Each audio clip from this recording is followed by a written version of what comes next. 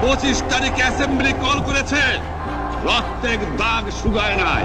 আমি 10 তারিখে বলে দিয়েছি যে ওই শহীদের রক্তের উপর দিয়ে পাড়া দিয়ে আরটিসিতে মুজিবুর রহমান যোগদান করতে পারে না।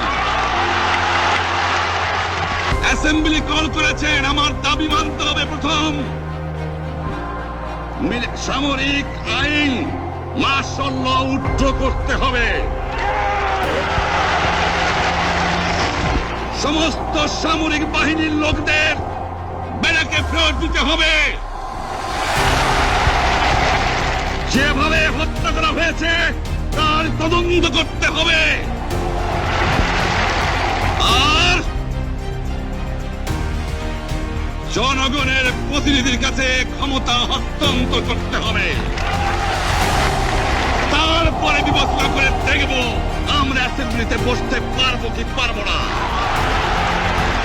এর পূর্বে অ্যাসেম্বলিতে বসা আমরা অ্যাসেম্বলিতে বসতে আমরা পারি না। জনগণ সে অধিকার আমাকে দেয় নাই। ভাইয়েরা আমার, তোমরা আমার উপর বিশ্বাস আছে? আমি প্রধানমন্ত্রিত্ব চাই না, আমরা দেশের মানুষের অধিকার চাই। আর যদি একটা গুলি চলে, আর যদি আমার লোকের উপর হত্যা করা হয়, তোমাদের উপর কাছে আমার অনুরোধ রইল, প্রত্যেক ঘরে ঘরে দুর্গ করে তোলো। তোমাদের যা কিছু আছে তাই নিয়ে শত্রুর মোকাবেলা করতে হবে। এবং জীবনের তরে রাস্তাঘাট যা যা আছে সবকিছু আমি যদি হুকুম দেবার নাও পারি, তোমরা বন্ধ করে দেবে। তোমরা আমার ভাই, তোমরা বেড়াকে থাকো, কেউ তোমাদের কিছু বলবে না। কিন্তু আর আমার বুকের পর গুলি চালাবার চেষ্টা করো না,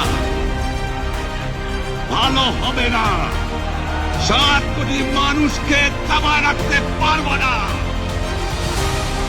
আমরা যখন মরতে শিখেছি তখন কেউ আমাদের দবাতে পারবে না। এ পর্যন্ত আমার এই দেশের মুক্তি না হবে, আপনার ট্যাক্স বন্ধ করে দেওয়া হলো, কেউ দেবে না। তবে আমি অনুরোধ করছি, আপনারা আমাদের ভাই, আপনারা দেশকে একেবারে জাহান্নামে ধ্বংস করে দিয়েন না। জীবনে আর কোনোদিন আপনাদের মুখ দেখা দেখি হবে না। যদিও আমরা শান্তিপূর্ণভাবে আমাদের ফয়সালা করতে পারি, তাহলে অন্তপক্ষে ভাই ভাই হিসেবে বাস করার সম্ভাবনা আছে। সেই জন্য আপনাদের অনুরোধ করছি, আমার এই দেশে আপনারা মিলিটারি শাসন চালাবার চেষ্টা করবেন না। দ্বিতীয় কথা, প্রত্যেক গ্রামে, প্রত্যেক মহল্লায়, প্রত্যেক ইউনিয়নে, প্রত্যেক সাব ডিভিশনে আওয়ামী লীগের নেতৃত্বে সংগ্রাম পরিষদ গড়ে তোলো এবং তোমাদের যা কিছু আছে তাই নিয়ে প্রস্তুত থাকো। মনে রাখবা, রক্ত যখন দিয়েছি, রক্ত আরো দেব।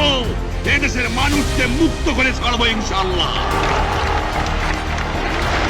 এবারে সংগ্রাম আমাদের মুক্তির সংগ্রাম, এবারে সংগ্রাম স্বাধীনতার সংগ্রাম। জয় বাংলা।